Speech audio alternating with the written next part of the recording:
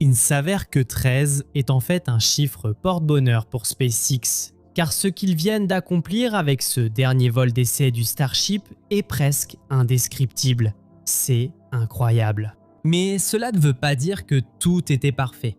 Deux choses m'ont vraiment surpris pendant ce vol, une bonne et une moins bonne. Cela a commencé avec l'échec le plus étrange du Starship à ce jour. Le jeudi 16 juillet, SpaceX a tenté de décoller depuis leur toute nouvelle rampe de lancement à Starbase au Texas. Mais ils n'ont réussi à allumer le booster Super Heavy que pendant environ une seconde avant que tout ne soit brusquement arrêté et que la fusée reste clouée au sol. Nous n'avions jamais vu quelque chose comme ça auparavant, donc c'était un peu déroutant et la confusion s'est propagée à Wall Street où l'action SpaceX a rapidement chuté en flèche. Cela nous donne un nouvel aperçu de la façon dont le grand public mesure le succès ou l'échec de l'entreprise. Et voir un grand groupe d'investisseurs vendre immédiatement leurs actions à cause d'un petit problème technique indique que la courbe d'apprentissage dans cette industrie va être abrupte. Pour mémoire, ce que nous avons vu la semaine dernière était en réalité un test très impressionnant du système d'interruption de lancement au pas de tir de Starship. Et le fait qu'ils aient pu effectuer un arrêt brutal de 29 moteurs fusée sans qu'il n'y ait d'explosion est en fait un bon signe. SpaceX a confirmé que la fusée a été clouée au sol parce que 4 des 33 moteurs n'ont pas réussi à s'allumer. Maintenant, comme Starship possède autant de moteurs, il n'a en fait pas besoin de tous pour décoller. Il peut gérer la perte de 2 moteurs au décollage, mais au-delà, l'ordinateur coupe automatiquement tout le système. Le problème venait finalement de la pompe à oxygène liquide du moteur, ou de l'humidité piégée à geler au contact du carburant cryogénique, formant de la glace qui a bloqué l'écoulement. Cela a conduit SpaceX à remplacer 6 des moteurs du propulseur avant de finalement retourner sur la rampe de lancement le jeudi 23 juillet, où un nouveau lancement était prévu mais a finalement été annulé. Cette fois à cause de la météo, mais pas comme on pourrait le croire. Starship est conçu pour être lancé plusieurs fois par jour, chaque jour, depuis plusieurs endroits dans le monde, donc il ne peut pas être retardé par quelques nuages, et il ne le sera pas. SpaceX a confirmé qu'il pourrait en fait lancer Starship dans un orage s'il le voulait. Mais dans ce cas, ils ont encore besoin de visibilité depuis le sol pour observer le vaisseau pendant l'ascension. Donc, les nuages auraient perturbé leurs données de test. Donc tout cela explique comment nous nous retrouvons avec le 13e vol lancé un vendredi soir. Mais quand ils ont finalement été prêts à partir, les choses se sont enchaînées très rapidement.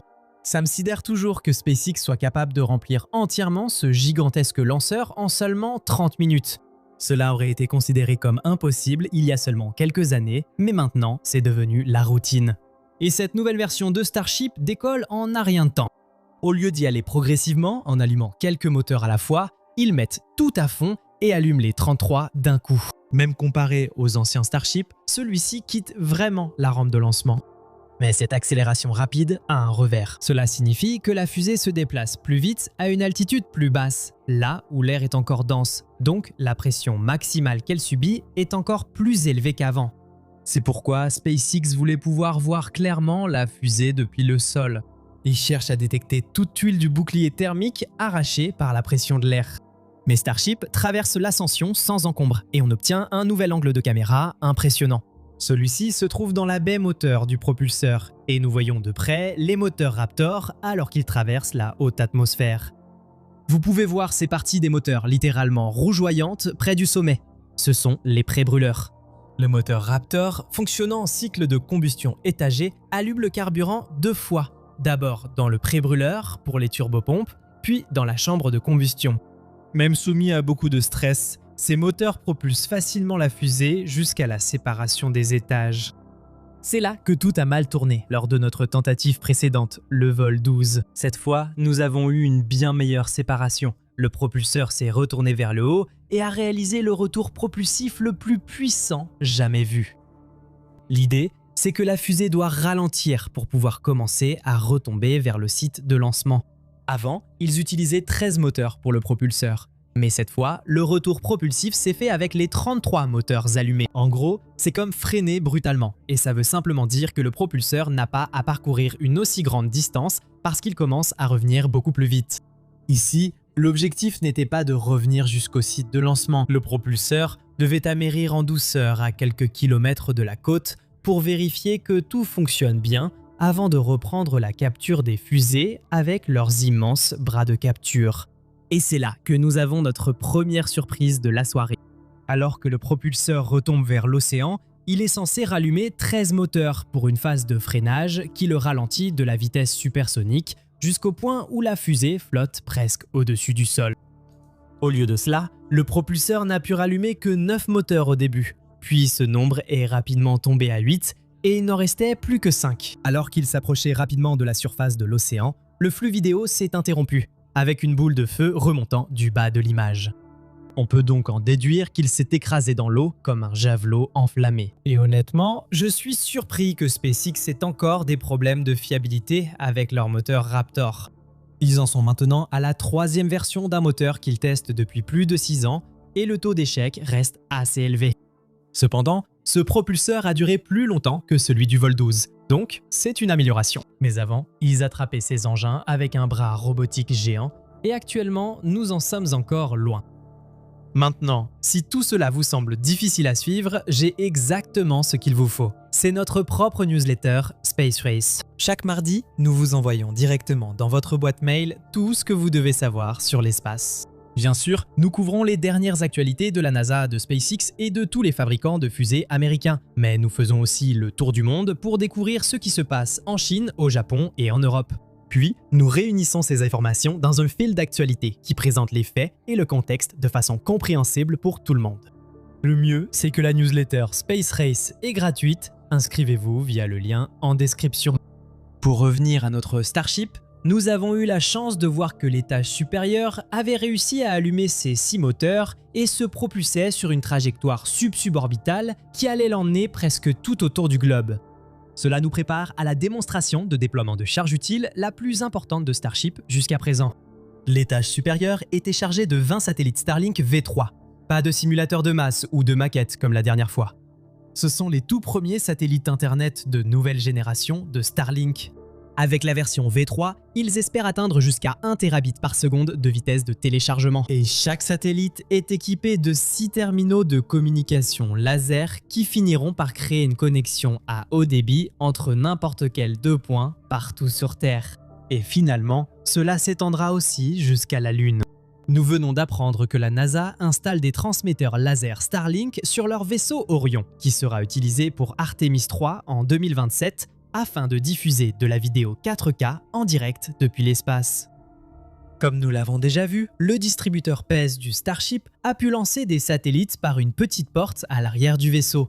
Mais cette fois, chacun de ces Starlink a pu se mettre sous tension et commencer à transmettre des données vers le sol. L'objectif principal de ce lot était d'observer le Starship lui-même, ce qui signifie que chaque satellite était équipé d'une lampe torche pour aider à éclairer les choses, en volant du côté nuit de la Terre.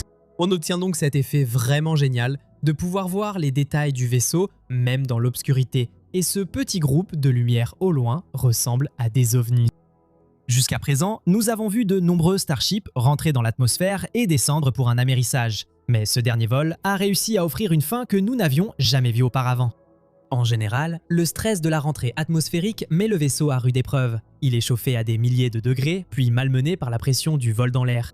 Il a toujours été impressionnant que tant de vaisseaux aient pu rallumer leurs moteurs et effectuer une manœuvre d'atterrissage. Mais la seule chose qu'ils font tous après avoir atteint l'océan, c'est de basculer immédiatement et d'exploser. C'était donc une surprise extrêmement agréable lorsque le vaisseau a effectué un amérissage très doux, s'est lentement renversé, puis a commencé à flotter. Maintenant, il y avait un peu de feu, mais tout cela s'est rapidement éteint et il ne restait plus que cette fusée qui montait et descendait au gré des vagues. Cela nous a donné l'occasion de prendre des photos très rapprochées et détaillées des tuiles du bouclier thermique après la rentrée, et on peut vraiment voir à quel point tout a bien tenu. Il y a beaucoup de blanc dispersé un peu partout, c'est la couche d'isolation qui se trouve juste sous les tuiles et qui comble les espaces entre elles. Elle est simplement dispersée par la force de l'atmosphère. Mais le bouclier thermique lui-même semble être complètement intact. Maintenant, il est difficile de dire exactement quelle sera la prochaine étape, mais il semble que SpaceX va réellement pouvoir récupérer ce vaisseau en un seul morceau.